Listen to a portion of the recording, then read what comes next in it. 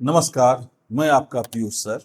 आज आप लोगों के लिए बीपीएससी टीआरई 4 में आने वाले या प्रयुक्त होने वाले प्रश्नों में कुछ महत्वपूर्ण प्रश्न की रूपरेखा आप लोगों के समक्ष रखने जा रहा हूं। वैसे तो जो भी टीआरई 4 की तैयारी हेतु लगे हुए हैं वो सभी सीरियस स्टूडेंट्स हैं।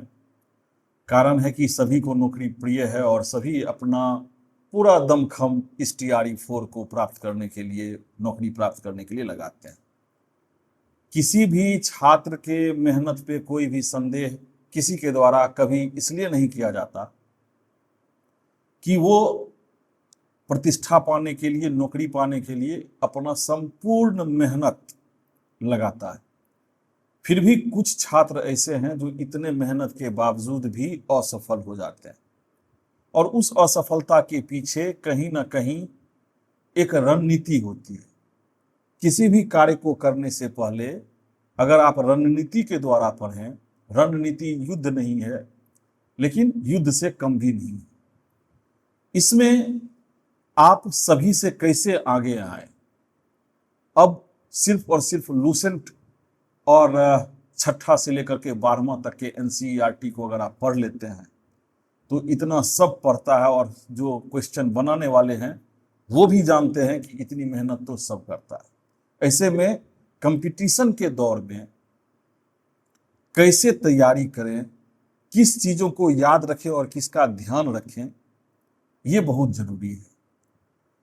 यहां हमने जो दो चीजें आप लोगों को बताई हैं कि किसको याद करें और किसका ध्यान रखें, से तात्पर्य यह है कि वैसे तथ्य जिसके आने की संभावना बहुत ज्यादा हो, उन तथ्यों को हमको याद करना पड़ेगा और ऐसे तथ्य जो कभी ना कभी आ जाते हैं, उन तथ्यों को हम लोगों को ध्यान में रखना होगा।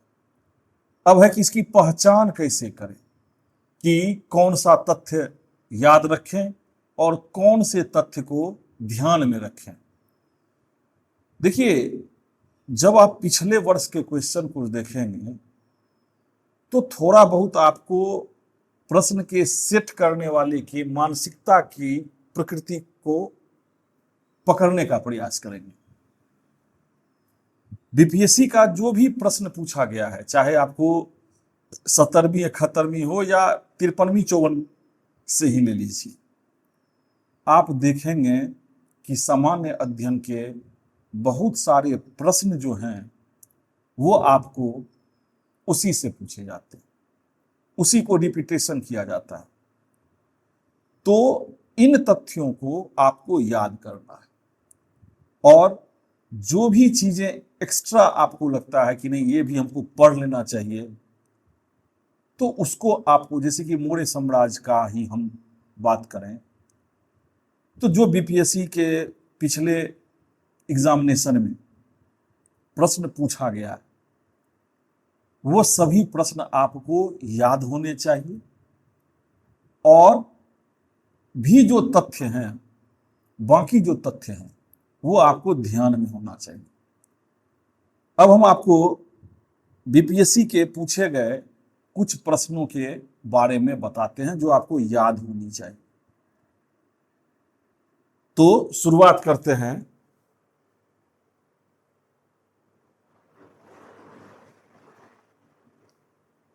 ये आपको बीपीएससी में पूछा गया प्रश्न है और उन पूछे गए प्रश्न में जो 2005 में आपको आया था प्रश्न, उसमें भी हमने सिर्फ और सिर्फ आपको छांटा है प्राचीन और मध्यकालीन। आधुनिक के लिए अलग छांट करके बताएंगे, ज्योग्राफी के लिए फिर अलग है, ताकि आप प्राचीन भारत पूछे गए जितने भी आपको प्री के प्रश्न हैं उनको अगर आप अलग करके एक नोट्स बना लेते हैं तो आप देखेंगे कि आपके टीआरई 4 तक के जितने भी एग्जाम हुए हैं उनमें से कितने क्वेश्चन इनसे पूछे गए हैं या हूबहू उठाए गए। तो इन प्रश्नों को आपको याद करना है और भी बहुत सारी चीजें हैं, तो आप उसके लिए जो भी हम रणनीति है वो आपको उसके लिए डाउनलोड करना होगा। हमारा जो पीयूष सर टीईटी एकेडमी है वो ऐप्स डाउनलोड कर लेंगे, तो उस पे हम पढ़ाई तो आप लोग कर ही रहे हैं, उसके साथ साथ किस चीजों का आप लोगों को बूस्टर डोज हो उसके बारे में हम यहाँ पे आपकी सहायता करेंगे, सहयोग करेंगे। तो आइए हम लोग सबसे पहले 2005 के कुछ प्रश्न को देखते हैं जो कि आपको याद करना है, जो कि बीपीएससी के प्रश्न जो आपको शायद 53वीं या 55वीं होगा 2005 में जो पूछे गए हैं, तो उसके जो प्राचीन और मध्यकालीन वाले प्रश्न हैं उनको हम आपको अपने ऐप्स पे, ये पीडीएफ भी रहेगा, इसको आपको कॉपी पे भी लिख लेना है और याद भी करना है। जब आप ये लिख लीजिएगा तब हम आपको ज्योग्राफी का भी देंगे, तब हम आपको पॉलिटी का भी देंगे, करंट का क्या ट्रेंड रहा है इसको समझते हुए करंट के प्रश्नों को आपको समझ देंगे। मतलब है कि करंट के अफेयर्स के सारे बुक को आपको पढ़ना तो है ताकि आपको वो ध्यान रहे, लेकिन कुछ चीजें जो याद करने के लिए है वो हम आपको याद करने वाला भी आपके लिए देंगे। तो पहला जो 2005 वाला जो आप लोग भी देख सकते हैं, ऐसा जो बीपीएससी के पीटी में पूछा गया था, तो आप देखेंगे कि पहला प्रश्न है, नंद वंश के पश्चात मगध पर किस राजवंश ने शासन किया था? तो ये मौर्य वंश है। इसको पढ़ाते पढ़ाते हम ये आपको बता दें कि इस वंश वाले जितने भी प्राचीन काल के हैं उसको याद करने के लिए सबसे अच्छा जो ट्रिक है, जो हम लोग अपनी तैयारी के दौरान याद किया करते थे, वो था आपको हसीना माशूक। ये शॉर्ट फॉर्म है जिसमें आप प्राचीन भारत के हर राजवंश के बारे में जान सकते हैं। और इससे एक ना एक प्रश्न पूछता था तो हम लोगों ने शॉर्ट फॉर्म बना दिया था हसीना माशूक। ह से हो गया हर्यक वंश, स से हो गया शिशुनाग वंश, ना से हो गया नंद वंश, मा से हो गया मौर्य वंश, सु से हो गया श्रुंग वंश, क से हो गया कण्व वंश।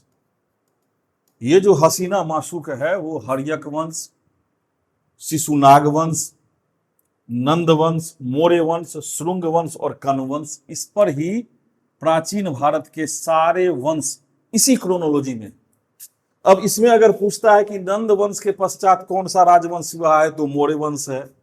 अब मौर्य वंश के बाद कौन सा वंश आ जाएगा, तो वो श्रुंग वंश है। श्रुंग वंश के बाद कौन सा वंश आ जाएगा, तो वो कण्व वंश है। तो इस प्रकार से आप इसको याद कर सकते हैं। तो ये पहला है जो कि आपको याद रहना है। मौर्य काल की शिक्षा का सर्वाधिक प्रसिद्ध केंद्र था, तो तक्षशिला आपको याद रखना है। मेगास्थनीज की पुस्तक का नाम क्या है, इंडिका। कुछ याद आया? ये आपको अगर आप खोजेंगे तो TRE 1 या 2 या 3 में एक प्रश्न भैया ये यहां से उठा के ला करके दे दिया। कहां से? तो 2005 के बीपीएससी के पीटी से। अगला जो है हर्षचरित नामक पुस्तक किसने लिखी थी, तो वानभट्ट ने लिखी थी। कनिष्क के शासनकाल में बौद्ध सभा किस नगर में आयोजित की गई थी, तो कश्मीर में। देखिए जितना भी बौद्ध सभा है वो आपको याद होने चाहिए, क्योंकि बीपीएससी का ये फेवरेट प्रश्न रहा है, चाहे वो बीपीएससी के पीटी में हो या TRE में हो, ये पूछा ही जाने वाला है। अब मुद्रा राक्षस नामक पुस्तक के लेखक कौन है, विशाख दत्त हैं, ये आपको याद होना चाहिए। गुलाम वंश का पहला शासक कुतुबुद्दीन ऐबक है। अलाउद्दीन खिलजी के आक्रमण के समय देवगिरी का शासन कौन था, तो रामचंद्र देव। कुछ याद आया? देख लीजिए, ये भी आपको प्रश्न आपका उठा करके बीपीएससी TRE 1 और 2 और 3 के में पूछा गया है। मुगल प्रशासन में मुतहसिब था लोक आचरण अधिकारी, यह भी प्रश्न पूछा गया है। तो ये जितने भी हमने आपको 2005 से सिर्फ और सिर्फ प्राचीन और मध्यकालीन वाला लिया है। आधुनिक में चूंकि बहुत ज्यादा प्रश्न आप देखेंगे कि पूछा जाता है, तो आधुनिक का हम आपको अलग से वो सारी तथ्य वाला बताएंगे। तो ये जितना भी हमने अभी आपको तथ्य कहा वो आपको याद रखना चाहिए। अब ऐसे में कि अगर आपको मौर्य काल में शिक्षा का सर्वाधिक प्रसिद्ध केंद्र था, अब दे देगा तक्षशिला नालंदा, आप नालंदा मार दीजिएगा तो हट गए। क्योंकि कंफ्यूजन नहीं होना चाहिए। ये सब रटने वाली चीज है जो आपको जहन में, अगर आप चाहते हैं कि हम TRE 4 निकालें क्योंकि कंपटीशन दिन प्रतिदिन बढ़ते जा रहा है, तो ये सारे तथ्य आपको याद होने चाहिए। और इसके अलावा मौर्य वंश में जितने भी चीजें हैं उनका आपको ख्याल या ध्यान होना चाहिए। तो ये हो गया आपको 2005 के बीपीएससी में पूछे गए प्रश्न, जो कि हम इसे इंपॉर्टेंट मानते हैं। अब देखिए 2008 में क्या है, तो कौटिल्य का अर्थशास्त्र कितने अभिकरण में विभाजित था? 15 अधिकरण में। देखिए यह भी आप अगर देखिएगा तो 2008 में जो भी बीपीएससी हुआ हो उसके प्रश्न पत्र को आप ले लीजिए, उसमें देखिए कि ये प्रश्न है कि नहीं। और ये प्रश्न आपको फिर देखिए कि आपके बीपीएससी के TRE 1, 2 या 3 में पूछा गया है कि नहीं। तो आप देखेंगे कि ये बीपीएससी के 1, 2 या 3 में भी पूछा गया है। अब सेंड्रोकोटस से चंद्रगुप्त मौर्य की पहचान किसने की थी? तो विलियम जोन्स ने की थी। ये आपको क्या है, ये आपको इंपॉर्टेंट है, जो आपको याद रखना है। अगला कहता है अशोक के ब्राह्मी अभिलेख को सबसे प्रथम किसने पढ़ा था? प्रिंस से कुछ ध्यान आया? ये भी आपको बीपीएससी TRE में पूछा गया है। अंतिम मौर्य सम्राट कौन था? वृद्धरथ था। पाटलिपुत्र का संस्थापक कौन था? उदयनिन था। ये भी पूछा जाता है बार बार आपको। विश्व का पहला गणतंत्र वैशाली किसके द्वारा स्थापित किया गया था या कहाँ स्थापित है? तो लिच्छवी है, ये आपको है। हुमायूं ने चुनार दुर्ग पर प्रथम बार आक्रमण कब किया था? 1531 में। मध्यकाल में बटाई क्या था? लगान निर्धारण का तरीका था। एतमादौला का मकबरा आगरा में किसने बनाया? नूरजहां ने बनाया। तो जो बीपीएससी के हिस्ट्री के भी आपको हैं, उनको भी यह जरूरी है देखना। साथ ही इल्तुतमिश ने बिहार में अपना प्रथम सूबेदार किसे नियुक्त किया था? मालिक जानी। ये भी आपको देखिएगा कि प्रश्न पूछा है, चाहे आपको 10+2 के भी क्यों ना बीपीएससी का ऑप्शनल वाला हो हिस्ट्री में, वो भी। अकबर ने बंगाल तथा बिहार में कब मुगल साम्राज्य मिला था? तो 1576 ईस्वी में मिला था। विश्व का सबसे ऊंचा कहा जाने वाला विश्व शांति स्तूप कहाँ है? राजगीर में है। ये सारे जो तथ्य हैं ये आपको याद होने चाहिए। अब हम अगला देखते हैं। अब हम 2012 के जो तथ्य देखेंगे, 2012 में जो बीपीएससी का पीटी हुआ था उस पर अगर हम देखें तो यह देखते हैं कि यह भी आपको याद करने वाला है। तो सिंधु घाटी सभ्यता के अंतर्गत एक बंदरगाह नगर कौन सा था? तो लोथल था। गुप्त सम्राट जिसने हुनों को पराजित किया था तो वो स्कंदगुप्त था। इसको देखिए, ये भी आया है, ये TRE 1, 2, 3 में पूछा गया होगा, या नहीं पूछा है तो इस बार इसको याद कर लीजिएगा। कल्हन की पुस्तक का नाम क्या है? राजतरंगिणी है। ये भी आपको पूछा गया है। महावीर स्वामी का जन्म कहाँ हुआ था? कुंडल ग्राम में। भैया महावीर स्वामी से संबंधित जितने भी तथ्य हैं वो आप ध्यान में रख लीजिएगा। गौतम बुद्ध से संबंधित जितने भी तथ्य हैं वो आप याद कर लीजिएगा। कारण है कि गौतम बुद्ध और क्या कहते हैं आपको महावीर स्वामी, ये हमारी नजर में बहुत ही महत्वपूर्ण है चैप्टर TRE 4 के लिए। इससे एक ना एक प्रश्न आपको वो रहेगा ही रहेगा। किस अभिलेख में रुद्रदामन प्रथम की उपलब्धि का वर्णन है? ये है आपको जूनागढ़ प्रथम में। ये भी आपको घुमा फिरा करके TRE 1, 2 में पूछा गया। महात्मा बुद्ध का महापरिनिर्वाण कहाँ हुआ था? कुशीनगर। ये भी देखिएगा तो पूछा गया है। मगध की प्रारंभिक राजधानी कहाँ थी? राजगीर या गिरिवज्र जो है, ये भी है। अजात शत्रु के वंश का नाम क्या था? हर्यक वंश। तृतीय बौद्ध सभा किस स्थान पर बुलाई गई थी? पाटलिपुत्र। तो हमने आपको कहा ही है कि बौद्ध सभा जो है वो आपको याद करने वाला। ये जितने भी तथ्य हैं उसमें आपको जीव पे रटा होना चाहिए, है ना। उसके बाद है गुलाम वंश का प्रथम शासक कौन था? कुतुबुद्दीन ऐबक था। अलाउद्दीन खिलजी के आक्रमण के समय देवगिरी का शासन कौन था? तो रामचंद्र देव था। किस मुगल शासक ने तीर्थ यात्रा कर को समाप्त कर दिया? तो क्या कौन सा था? वो अकबर था। ठीक है। फिरोज तुगलक के द्वारा स्थापित दार उल सफा क्या था? तो खैराती अस्पताल था, है ना। किस अब आ जाते हैं 2014 के प्रश्न पर। 12 में बीपीएससी हुआ है, 2014 में, और ये जितने भी हम आपको प्रश्न दिखा रहे हैं वो सिर्फ और सिर्फ प्राचीन भारत और मध्यकालीन भारत है। आगे के जो भी तथ्यात्मक तथ्य हैं कि क्या आपको याद करना है, ध्यान में रखने वाली बात तो आप ध्यान में रखते ही हैं, पढ़ाई करते हैं, हमें पता है आप पढ़ रहे हैं। लेकिन हमारे तरफ से जो याद करने वाली चीजें हैं, जो आपको याद करके जाना है, एक तरह से समझिए कि गेस क्वेश्चन टाइप का, तो वो हम याद करने वाला आपको जितना भी तथ्य है वो हम आपको बीपीएससी के लिए आपके ऐप्स पर देंगे। अगला जो है, गौतम बुद्ध ने अपना प्रथम उपदेश कहाँ दिया था? सारनाथ में दिया था। प्राचीन भारत का नेपोलियन किसे कहा जाता है? तो समुद्रगुप्त को कहा जाता है। इंडिया के लेखक कौन है? इंडिका होगा यहाँ। इंडिका के लेखक कौन है? तो मेगास्थनीज है। 2.5 दिन का झोपड़ा कौन सा है? तो वो आपको मस्जिद है। तुजुके बाबरी किस भाषा में लिखी गई है? तो तुर्की भाषा में लिखी गई है। हल्दी घाटी के युद्ध में महाराणा प्रताप का सेनापति कौन था? हकीम खान था। शिवाजी की राजधानी रायगढ़ थी। नालंदा विश्वविद्यालय के संस्थापक कौन थे? कुमारगुप्त थे। यह पूछा गया है और पूछा गया है। पटना में किस सिख गुरु का जन्म हुआ था? गुरु गोविंद सिंह का हुआ था। ये आपको 2014 में जो बीपीएससी हुआ है उसमें जो प्रश्न है उसमें से हमने आपको छांटा है और ये आपको याद करना है। अब 2016 में जो बीपीएससी का पीटी हुआ है उसमें जो पहला है कि चीनी यात्री सुशंग कब भारत आया था? तो 1515 से 1520 में। किस हड़प्पाकालीन स्थल से टेराकोटा प्राप्त हुआ है? वो होगा बनवाली से। कलिंग नरेश खारवेल किस वंश से संबंधित थे? चेदी वंश या महामेघ वर्मन वंश से। दीवाने अर्ज विभाग किससे संबंधित था? तो रक्षा विभाग से। किस प्रकार की भूमि को अप्रहत कहा जाता था? तो बिना जोती हुई जंगली भूमि को कहा जाता था। दसवन या वसावंत नामक प्रसिद्ध चित्रकार किस मुगल सम्राट के राज दरबारी थे? तो अकबर के थे। बहमनी साम्राज्य का संस्थापक कौन था? तो अलाउद्दीन हसन था। फारसी यात्री अब्दुल रज्जाक किस के शासन काल में आया था? देवराय के शासन में था। उदंतपुरी शिक्षा केंद्र किस राज्य में स्थित है? तो आपको बिहार में है। बिहार का प्रथम मुस्लिम विजेता बख्तियार खिलजी हो गया। नालंदा बिहार का विध्वंस किसने किया? बख्तियार खिलजी हो गया। कर्नाट वंश का अंतिम शासक हरि सिंह हो गया। कर्नाट वंश का संस्थापक न्यायदेव हो गया।